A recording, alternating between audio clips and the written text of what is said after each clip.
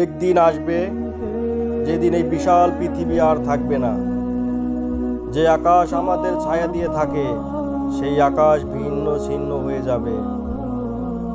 যে পাহাড়কে আমরা অটল ভেবেছিলাম তা উড়ন্ত ধূলিকণায় পরিণত হবে। সমুদ্র ফুটবে, নক্ষত্র ঝরে পড়বে, সূর্য নিভে যাবে। সেই দিন সব মানুষ মারা যাবে, সব জিন মারা যাবে, সব পশু পাখি, সব সৃষ্টি নিঃশেষ হয়ে যাবে। আল্লাহ তাআলা কোরআনে বলেন, প্রত্যেক প্রাণীকে মৃত্যুর স্বাদ গ্রহণ করতে হবে। সূরা আল ইমরান 185 নম্বর আয়াত। এই হুকুম শুধু মানুষ বা জিনের জন্য নয়, এই হুকুম ফেরেশতাদের জন্যও। যখন প্রথম সিংহায় ফু দেওয়া হবে তখন পৃথিবীর সব প্রাণ শেষ হয়ে যাবে।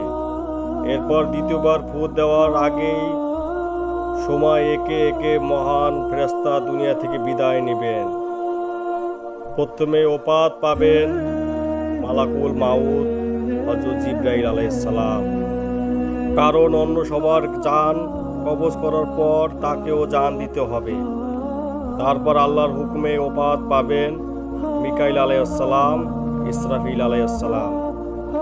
অবশেষে থাকবেন কেবল একজন, আল্লাহর সবচেয়ে সম্মানিত ফেরেশতা, ওহী বহনকারী আমিনুল ওহী হযরত জিবরাইল আলাইহিস সালাম। চারদিকে তখন ফেরেশতা, না আকাশ, না জমিন, না আলো, না অন্ধকার, কিছুই নেই। শুধু আছে আল্লাহ, যিনি চিরঞ্জীব। আর তার সামনে দাঁড়িয়ে আছেন জিবরাইল আলাইহিস সালাম। আল্লাহ তাআলা প্রশ্ন করেন হাদিসের মর্ম অনুযায়ী, হে জিবরাইল, এখন কে জীবিত আছে? জিবরাইল আলাইহিস সালাম কাঁপতে কাঁপতে বললেন, হে আমার রব, আপনি ছাড়া আর কেউ জীবিত নেই। তখন আল্লাহ তাআলা বলবেন, হে জিবরাইল, এখন তোমারও জান কবজ করার সময় এসেছে। এই মুহূর্তটি হবে সবচেয়ে ভয়ঙ্কর, সবচেয়ে গভীর, সবচেয়ে নীরব। জিবরাইল আলাইহিস সালাম জান কবজ করবেন কিভাবে?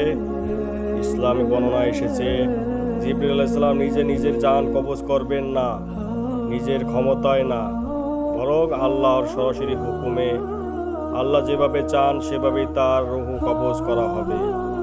তিনি সিজদায় লুটিয়ে পড়বেন, আল্লাহর প্রশংসা করবেন, বলবেন, হে আমার রব, আপনি পবিত্র, আপনি চিরঞ্জীব, আমি আপনার বান্দা, আমার রূহ আপনি গ্রহণ করুন। আর এখন আল্লাহর হুকুমে জিবরাইল আলাইহিস সালাম এর রূহ কবজ হয়ে যাবে। এভাবে শেষ হবে ফেরেশতাদের যুগ, সৃষ্টির অধ্যায়। তারপর আল্লাহ তাআলা বলবেন, আজ কার রাজত্ব? কেউ উত্তর দিবে না, কারণ কেউই নেই। তখন আল্লাহ নিজেই বলবেন, এক আল্লাহ পরাক্রমশালী। সূরা গাফির 16 নম্বর আয়াত। এই বর্ণনা আমাদের শিখায় ক্ষমতা, মর্যাদা, সৌন্দর্য সবই ক্ষণস্থায়ী। ফেরেশতাও মরবে, নবীও দুনিয়া ছাড়বেন, আমরাও যাব। স্থায়ী কেবল একজন, আল্লাহ। এই দুনিয়া শেষ হবে, কিন্তু আখিরাত চিরস্থায়ী। আজও সময় আছে তওবা করার, নামাজ কায়েম করার, আল্লাহর দিকে ফিরে যাওয়ার। কারণ যেদিন জিবরাইল আলাইহিস সালাম এর জান কবজ করতে আসবে আপনার আমার, সেদিন আর কোনো অজুহাত ও সুযোগ থাকবে না। তাই আজই আমরা আসি নামাজ পড়ার জন্য, আল্লাহর হুকুম আদায় করার জন্য। এমন ইসলামিক ভিডিও পেতে চাইলে অবশ্যই চ্যানেলটি সাবস্ক্রাইব করে পাশে থাকবেন। ধন্যবাদ।